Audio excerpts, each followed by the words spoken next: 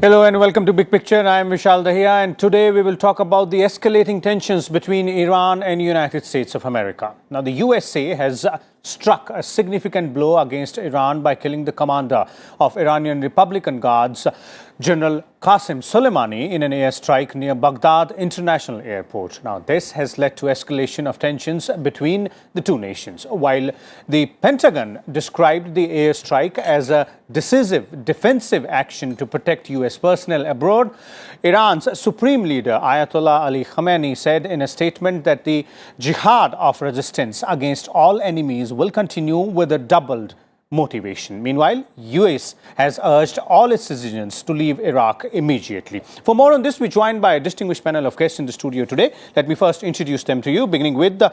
Neeraj Srivastava, former ambassador. We also have with us Mr. Wael Awad, our West Asia expert here in the studio today, and Professor Sawan Singh from School of International Studies, Jawaharlal Nehru University. Welcome all of you gentlemen to Rajya Sabha TV studios. Let me begin with you, Ambassador Srivastava, and let's recap the situation. Let's understand what has happened in the last 24 odd hours and how quickly things have escalated. You know, the situation had been building up.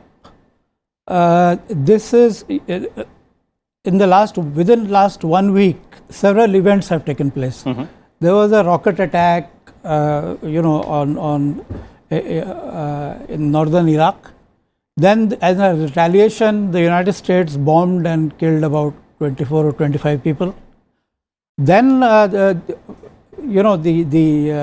Iraqi Shia protesters, they went to the gates of the US Embassy in Baghdad and they, broke certain things and raised certain slogans.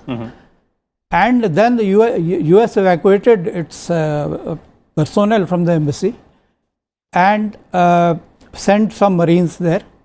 And then, then this comes. Killing of the commander of the Quds force.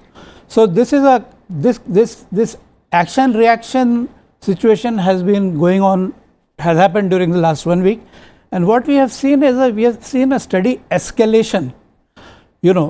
Something small in which one person was killed. In the first incident, now to something it is escalating, and. Now, the question is, nobody wants to lose face in such a situation. Iran is a proud country. They don't want to lose face. United States, they say we are a superpower, so we can't lose face. We have to show that we are also strong. But my own belief is that neither Trump nor Iran actually wants a war.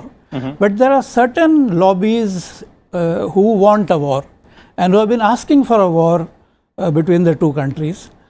There are some lobbies inside the United States, there are some lobbies outside the United States, and it remains to be seen how much Trump can resist these lobbies and contain the situation. Last time when it happened, when the drone was shot down, American drone was shot down, there were bombers flying to bomb Iran, and they were called from Midway under Trump's instructions. So, last time somehow the situation was contained. Okay. The question is now whether this can be contained or will it escalate? That's the question. Okay. Mr. Awad, can it be contained? That's one question. And second is that the kind of statements which are coming in from both sides right now clearly define the point of view of both United States of America and the Islamic Republic of Iran as well. But from here onwards, what kind of action will be taken by both sides, starting with Iran? Well, I think it is the provocative measure by the United States have caused. This is a call for war. It's an act of war. In fact, this is a bluntly and a terrorist act by the United States attacking a sovereign nation, killing two leaders. One is Iraqi, which is having a legitimate force recognized by the Iraqi government, and killing a leader of Iran, which is also having his forces inside the ground, who have already, only these forces actually defeated ISIS, the terrorist organization inside Iraq and inside Syria. So therefore, by killing them, you are trying to pour the fuel on a turbulent water in the West Asia and the Middle East. So therefore now, you don't expect reduction from the Iranian side, because he is the second most respected leader inside Iran, and now he's killing. It is mostly, you can see in the street of Iran, in the street of Baghdad and Najaf, and everywhere there are demonstrations against the presence of the American troops inside Iraq. So unless and until the countries inside Iraq, the government of Iraq, which is a sovereign nation, should take an action against the presence of an American forces, because the understanding between the American forces and Iraq after they pulled their troops, remind you, in 2014 it was Qasem Soleimani who have supported and escorted the American troops out of Iraq. Therefore, now, by killing him, there are certain understanding between the United States and Iran not to attack the personal levels. But now with personnel, when you start attacking the personnel, which means you are escalating from an economic hardship sanction you imposed already on the Iranian into more changing the paradigm of the war into a more of a war kind of a situation. So therefore, I think the Iranian attack or the Iranian retaliation inside Iraq will be imminent, and it's going to be escalated, and God knows where the American administration is leading this world into. Okay, we'll have to wait for that as to how Iran would retaliate on that. But let's look at the overall Middle East, and the way this particular incident or this escalation over a week has, changed the scenario, or rather, made everyone in the Middle East a bit restless, because there are other stakeholders as well in the Middle East. So how things change in the equation which is there in the region? So see, as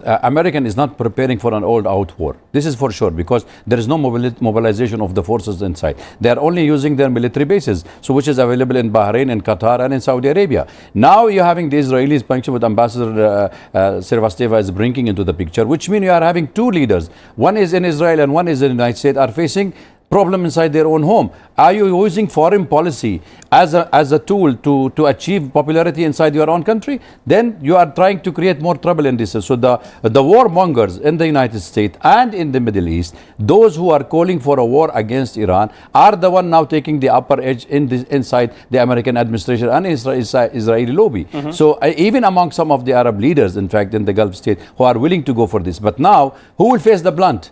This is most of the people inside the Arab world. They will pay the price for the killing. They will pay by their own blood. They will pay by their own money. And the Americans sitting across in California using their own remote control, and while we are in the Arab paying the price with our own blood. So why to go for a war inside the region? So therefore, the American wanted to create anarchy. So this anarchy has been created in this region for years, ever since they have invaded Iraq in 2003. Unilaterally, unilateralism, exceptionalism, American foreign policies is continued till date, and American president wanted to tell the world that we can still attack, and we can still show the world that we are the superpower, and that doesn't work in this age. And but the Pentagon statement and the defense spokesperson statement after this airstrike clearly points out that this was a defensive action taken by the U.S. forces to protect. Where is America is not at war in Iraq? Where is America is at war at Iraq? What is your presence in Iraq for after all? You brought the whole American troop, invaded Iraq, and a weapon of mass deception, not weapon of mass destruction. And now you're calling yourself staying in Iraq, and you wanted to attack the whole region by keeping American forces in that. For God's sake, I think it's time for the American forces to leave the region. Okay, let me bring in Professor Singh here. Professor Singh, a simple and a direct question here is, has the situation gone beyond the tipping point here? I think in my view it has. There has been steady escalation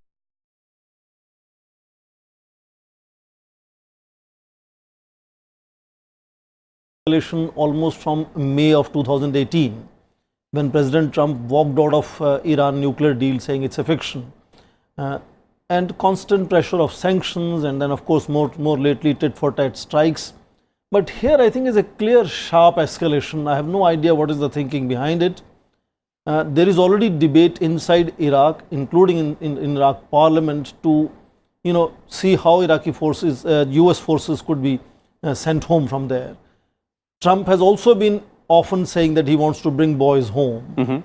And this unusual strike targeting an individual, it's an assassination strike. The United States has not done that kind of thing for a long time. So what is the thinking behind it? It is not even possible to think it's a diversionary tactics, looking at the impeachment and election of president in the United States. It's much beyond. This could actually lead to American forces being pushed out of Iraq, B, all American forces in Iraq, Bahrain, Saudi Arabia becoming potential targets. Because in last 40 years, given this sanctions of United States, Iranian military has not been able to modernize. It's virtually crippled in terms of conventional strength. But meanwhile, they have developed two areas. One is missiles, other is this asymmetric warfare. And that is where Commander Soleimani was unusually an iconic figure, because he was the man who constantly not only worked with the West, but more importantly, strongly created a network of Houthis, of Hamas, of Hezbollahs, and entire range of militia in the area. And that asymmetric strength was the main strength of Iran, has been and will be main strength of Iran, which is where United States will not be able to easily counter it. They have a very different kind of war fighting capabilities. Drones is an example. And this taking the war to an entirely different level and in an entirely different direction seems not clear as to what explains it. There is, of course, this whole mention of Defense Department saying it's a decisive defensive action in protecting American lives and interests. But there is no evidence of what was that constant imminent threat, which then, in terms of constitution, allows president to not even, sort of bother about United States Congress and take an action of this nature.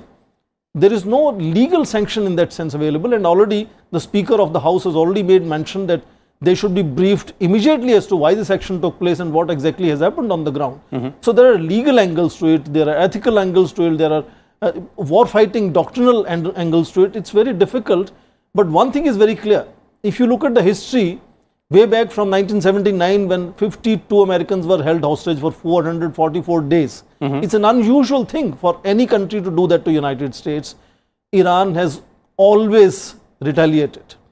So there is no doubt that some kind of retaliation is going to come. When, in what manner, how, we'll have to see. But definitely some escalation is going to take place in coming times that will unsettle the whole region. Okay. And looking at the region, and there are other players as well. And as I asked Mr. Awad as well, the same thing I would like to know from you. How would you think, the other players in the Middle East would react to the escalating situation? Yes, the actions have started coming in slowly, but if it escalates to a further next level, then how would you think, all these players in the Middle East would act? In the region, in a given situation as we have now, in this scenario, Israel and Iran stand as two poles. Israel for now several years has been asking for a direct strike on Iran. And Iran remains the only big important country in the region which is not aligned to United States. But you notice Israel has internal issues. Netanyahu has problems inside his own politics. Whether that is going to really allow him to take that kind of decisive action directly or push United States in that direction, his own leadership is under question right now. Okay. And I think likewise the leadership of Khomeini is also coming under question if there is no response. A kind of very decisive action in terms of response will have to be built, because the man who's killed is known to be most important man in foreign policy of Iran, even more than the president of Iran. Okay. And that significance and centrality of that individual who's been killed would force the leadership in Iran also to take action, otherwise their credibility is in question as well.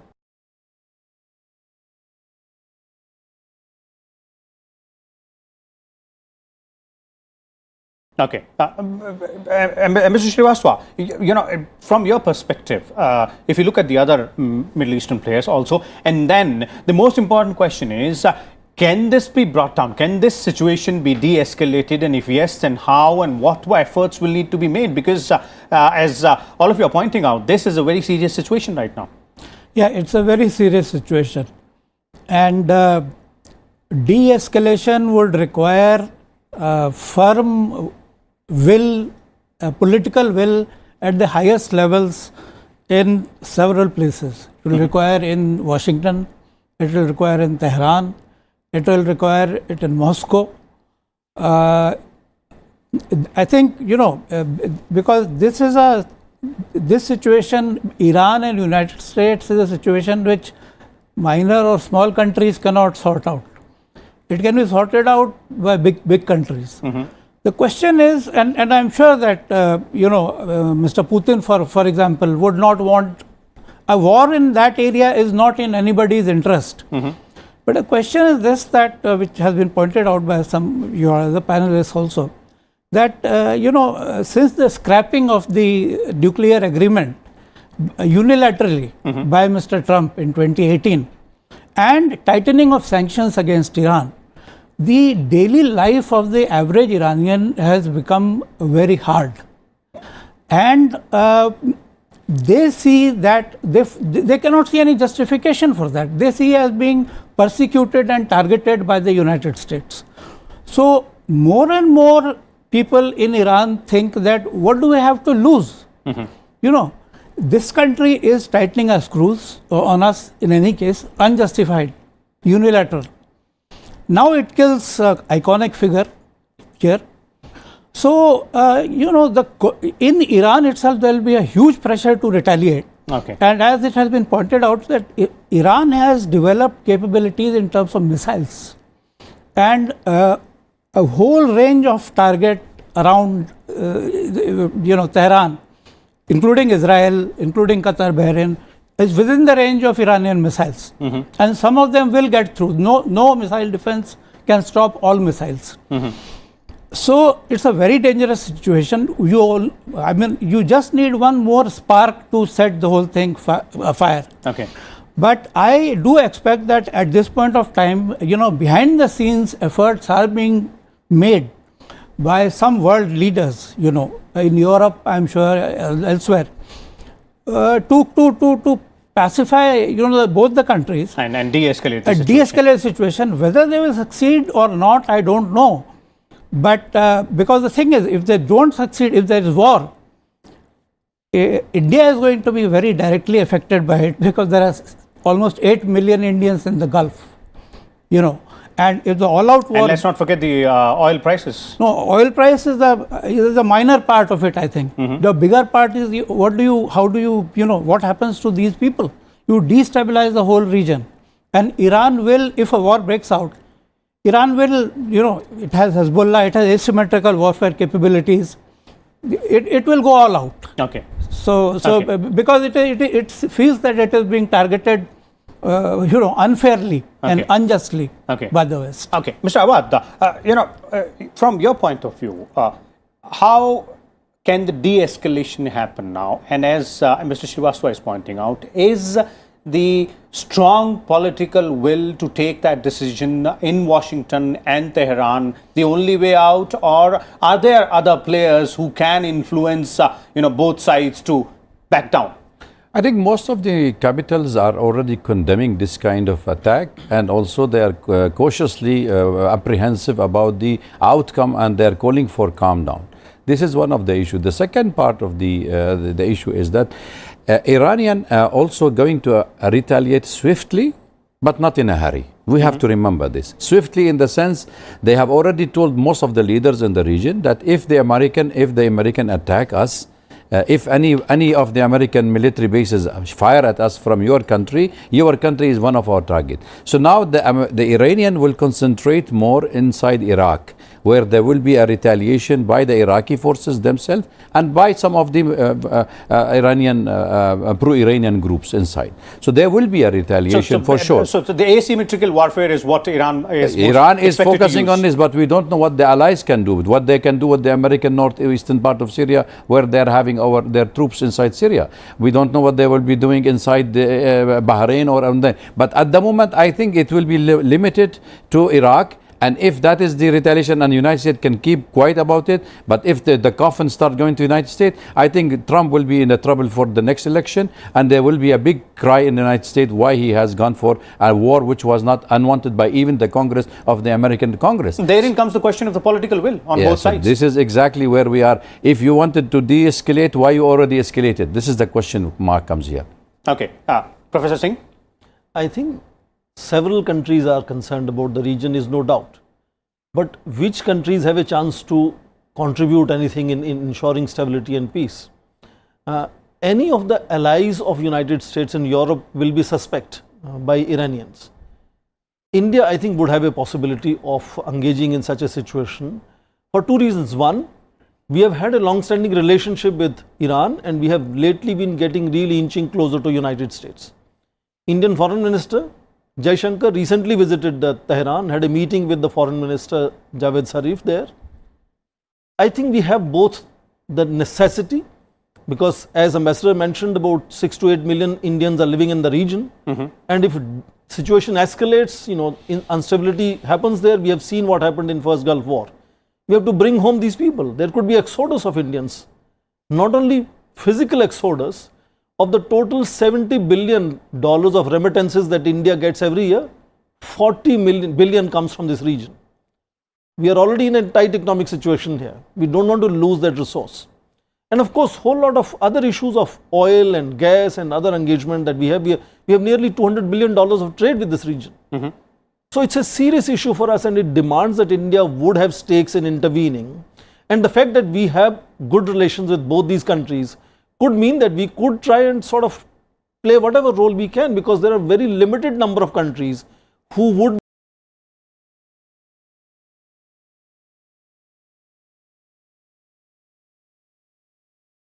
be acceptable to both these nations. Iran is, the enemy number one for United States, and so is United States for Iran. And their friends will not be acceptable to each other. And therefore, I think India therefore has a space here to play a certain role diplomatically to see if stability can be assured in some way, because otherwise escalation is more likely to happen than de-escalation in such a situation, because this sharp escalation has no explanation as to why, both in terms of providing evidence of imminent danger to American interests and individuals, or in terms of political strategy as to what would it gain for United States, either at the international level in terms of diplomacy or internally in terms of domestic politics. It really carries no explanation as to why such a sharp escalation was done in that tit for tat that was going on for several weeks now. So therefore, I think finding answers is going to be really difficult for this situation. But if you look at the two major players, Professor Singh, both the Washington as well as Tehran, and the political will about which both Mr. Awad and Professor Srivastava and Mr. Srivastava was talking about, mounting domestic pressure on both sides, on the leadership. Would it be, does it seem that easy for them to exercise that political will, as Mr. Awad was pointing out, that right now the pressure seems to be on the Iranian leadership, but if Iran retaliates, then the same pressure domestically might be on the US leadership? I think in a given situation like this, United States has a better chance to initiate de-escalation, because they have already escalated to such a high level. The pressure on Iranian leadership is not just simple, it's a pressure of their own credibility, whether they can be acceptable leaders of their own nation. Pressure also is going to be much higher in Iraq, where you see Prime Minister has already resigned, he is a caretaker Prime Minister, country is also getting unstable. So I don't think either Iraq or Iran can take any initiatives for de-escalation. De-escalation will have to happen from United States in providing some either evidence of imminent danger, or in really coming out and saying that this was not really a good calculation. I don't know how, but it's only United States that can maneuver in such a situation to initiate de-escalation, because they have hit a really huge target as far as Iran is concerned. Or maybe other players like Russia or India, you're pointing out. Concluding comments, Mr. Awad. I think the American Pentagon and the CIA are not happy with Iran, Russia and Syria winning the war against a terrorist organization in the region. If you remember, the American Defense Secretary said that Daesh or ISIS was to be in the region for a minimum of 30 years. They finished them in 4 years. And these are the same forces which have defeated Daesh inside Syria, inside Iraq, are the same people who have been killed, both the leaders of the two organizations. So I don't see the American are willing to see the Russian are taking the dominance in the region when the American are already receding their influence in this part of the world. Okay, so it's not only a question of staying relevant, but also a question of staying influential in the region. Absolutely. Mr. Srivastava, concluding comments, how do you see the situation moving from here onwards? No, here, I mean... and India's role as well. Well, I've served in the United States and also in Saudi Arabia, spent time there.